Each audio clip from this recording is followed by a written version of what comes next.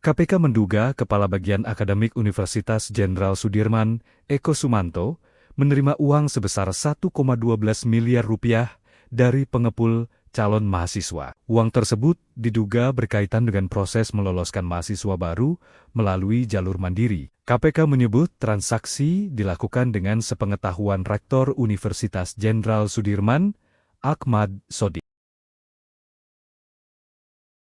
Pemirsa, Bank Indonesia mencatat defisit transaksi berjalan pada kuartal 2 2026 melebar 12,5 miliar dolar Amerika atau 3,3% dari produk domestik bruto.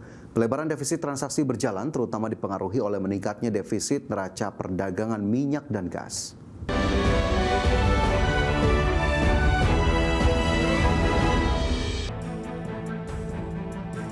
Bank Indonesia mencatat defisit transaksi berjalan Indonesia melebar pada kuartal 2 2026. Defisit tercatat sebesar 12,5 miliar dolar Amerika Serikat atau 3,3% dari produk domestik bruto, atau meningkat dibandingkan kuartal sebelumnya yang mencapai 3,6 miliar dolar Amerika Serikat atau 1% dari PDB. Kepala Departemen Komunikasi BI Ramdan Reni Prakoso mengatakan pelebaran defisit transaksi berjalan terutama dipengaruhi oleh meningkatnya defisit neraca perdagangan minyak dan gas.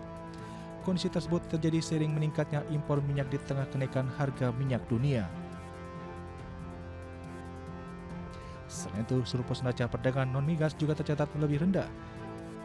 Penurunan surplus tersebut dipengaruhi oleh peningkatan impor non-migas untuk memenuhi kebutuhan kegiatan ekonomi domestik yang masih tinggi. Tim Liputan IDX Channel. Pemirsa, Indonesia dan Jerman terus memperkuat hubungan ekonomi melalui pengembangan kerjasama di sejumlah sektor strategis. Menko Perekonomian menjelaskan upaya memperkuat investasi dari Jerman didorong mulai dari investasi energi terbarukan, semikonduktor hingga pendidikan vokasi. Dalam pertemuan tertutup antara delegasi pemerintah Jerman dengan Menko Perekonomian Airlangga Hartarto, Indonesia mendorong sejumlah proyek potensial di sektor energi terbarukan serta penguatan rantai nilai industri semikonduktor untuk menjadi tujuan investasi Jerman ke depannya. Selain itu, kerjasama pendidikan vokasi turut menjadi perhatian dikarenakan Jerman dinilai memiliki keunggulan dalam pengembangan pendidikan berbasis keterampilan. Seperti diketahui, Jerman merupakan salah satu mitra penting Indonesia dan telah banyak berkontribusi dalam pertumbuhan ekonomi dengan lebih dari 250 perusahaan asal Jerman telah menjalankan bisnis serta beroperasi di Indonesia dengan total investasi kumulatif sepanjang 2021 hingga 2026 mencapai 1,23 miliar dolar Amerika. Hampir 4 billion US dollar, dan tadi disampaikan kepada Menteri Commerce bahwa kita akan ada rapat untuk terus bagaimana kita bisa meningkatkan proyek-proyek green energy ini untuk bisa mendapatkan akses pembiayaan termasuk juga dari KfW. Dan kalau kita ketahui bahwa Jerman mempunyai keunggulan di bidang riset terapan, precision manufacturing, standar industri, dan inilah yang kita ingin kerjasamakan dalam pertemuan-pertemuan berikutnya. Sementara itu, Menteri Federal untuk Kerjasama Ekonomi dan Pembangunan Jerman, Rim Alabali Radovan, menegaskan komitmen negaranya untuk memperkuat kerjasama ekonomi dan pembangunan dengan Indonesia. Menurutnya, pelaku usaha Jerman memiliki peluang besar untuk berkontribusi dalam pembangunan berkelanjutan di Indonesia. A long-standing trustful cooperation, especially in the development cooperation, and I'm looking to strengthen our cooperation in the economic sector and also development. So we talked about how we can strengthen German businesses being part of sustainable development in Indonesia, especially in the field of renewable energy. Selain investasi, kedua pihak juga membahas perkembangan Indonesia-European Union Comprehensive Economic Partnership Agreement yang diharapkan dapat ditandatangani pada tahun ini. Airlangga menambahkan keunggulan Jerman dalam riset terapan precision manufacturing dan standar industri menjadi bidang yang akan terus dikembangkan dalam kerjasama kedua negara. Dari Jakarta, Raharjo Patmo, IDX Channel. Selanjutnya, pemirsa, Menteri Energi dan Sumber Daya Mineral Bahlil Lahadalia mendorong semua pemangku kepentingan untuk mempercepat pembangunan pembangkit panas bumi atau PLTP, di mana potensi energi berbasis panas bumi atau geotermal di Indonesia cukup besar. Menurut Bahlil, Indonesia memiliki potensi panas bumi sekitar 23,2 gigawatt, namun baru 11,6% yang telah menjadi kapasitas terpasang. Pemerintah kini mendorong percepatan pengembangan melalui pembenahan regulasi, insentif, dan penegasan kepada pengembang agar konsesi yang sudah diperoleh tidak berhenti tanpa realisasi proyek. Pemerintah sendiri menempatkan pengembangan panas bumi sebagai bagian dari upaya memperkuat kedaulatan energi sebagai terobosan energi alternatif. Pemanfaatan panas bumi juga untuk mengurangi ketergantungan terhadap energi impor. Sementara itu, berdasarkan data Kementerian SDM, total potensi panas bumi nasional mencapai 23.202,77 megawatt. Sedangkan kapasitas terpasang 2.776,39 megawatt. Sekitar 88,4% potensi tersebut masih belum tergarap.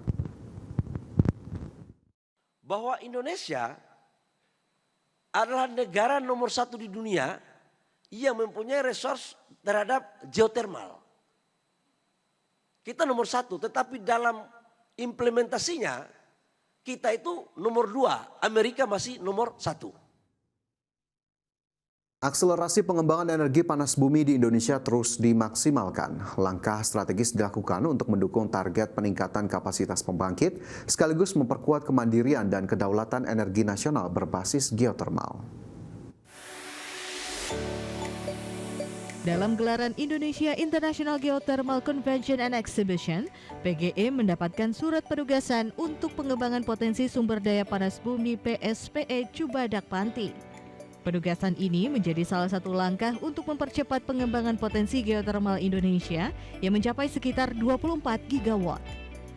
Sejumlah proyek juga terus dikembangkan, diantaranya Kogen 30 megawatt di Ulu Belu, 15 megawatt di Lahendong, serta akselerasi proyek Lumut Balai 3 dan 4. Pengembangan panas bumi dinilai strategis untuk mengurangi ketergantungan Indonesia terhadap energi impor.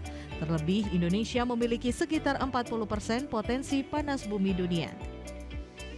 Bagi PGE, jadi ini bukan hanya sekedar historical milestone, tapi ini juga merupakan momen penting bagi kita bagaimana memperlihatkan Indonesia sebagai leader pengembangan panas bumi di dunia.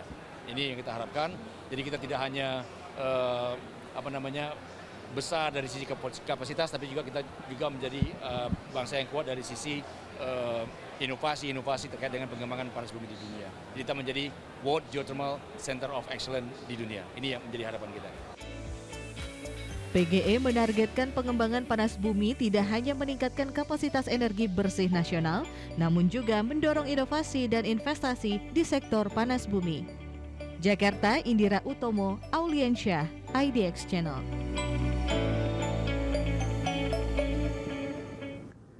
Pemirsa, Menko Infrastruktur dan Pembangunan Kewilayahan Agus Harimurti Yudhoyono menggandeng Ombudsman Republik Indonesia untuk mengawasi tata kelola administrasi pemerintahan dan pelayanan publik, khususnya sektor infrastruktur. AHY mengatakan kolaborasi tersebut diperlukan untuk memastikan roda pemerintahan berjalan sesuai prinsip good governance. Menteri Koordinator Bidang Infrastruktur dan Pembangunan Kewilayahan Agus Harimurti Yudhoyono bersama Ombudsman Republik Indonesia berkolaborasi dalam mengawal tata kelola pemerintahan dan pembangunan infrastruktur yang transparan, akuntabel, dan responsif. AHY menjelaskan Kemenko Infrastruktur memiliki tugas melakukan sinkronisasi, sinergi, kolaborasi, dan orkestrasi terhadap 5 kementerian teknis yang berada dalam koordinasinya, mendorong dan memastikan setiap kementerian dapat mencapai target pembangunan sesuai dengan RPJMN hingga 2029 dan target RPJMN 2045 dan memastikan terwujudnya visi Astacita Presiden Prabowo Subianto.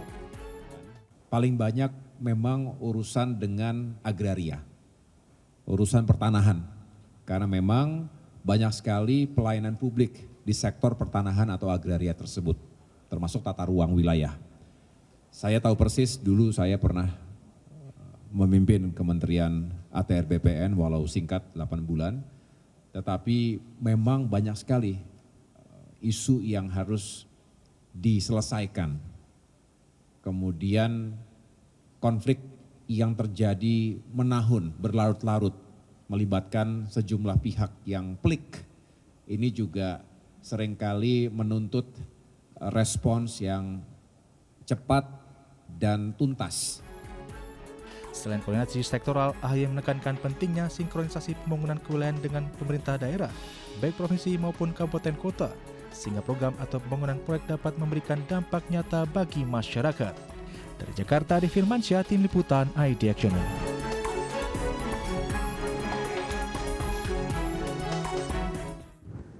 Wakil Ketua Ombudsman Rahmadi Indra Tektona mengatakan pihaknya memiliki jaringan 34 perwakilan di seluruh Indonesia yang dapat menjadi sumber data dan informasi mengenai pelayanan publik di berbagai sektor. Rahmadi berharap kolaborasi dengan Kemenko Infrastruktur dapat diperkuat untuk mencegah terjadinya maladministrasi pada kementerian yang berada di bawah koordinasi AHY. Menurutnya kolaborasi tersebut pada akhirnya ditujukan untuk memaksimalkan pelayanan publik. Rahmadi menegaskan bahwa peningkatan koordinasi antar lembaga pada akhirnya harus bermuara pada kepentingan masyarakat. Selanjutnya, harapan kami dari Ombudsman RI ke depannya dapat melakukan kolaborasi yang lebih baik lagi karena kelebihan kami adalah memiliki 34 perwakilan Pak Menko. Ya. Sehingga data informasi kami lengkap terkait berbagai macam hal di bawah kementerian di bawah beliau. Tujuan akhirnya apa? Kembali lagi mendukung program Presiden Prabowo Subianto. Untuk apa? Kembali lagi untuk masyarakat.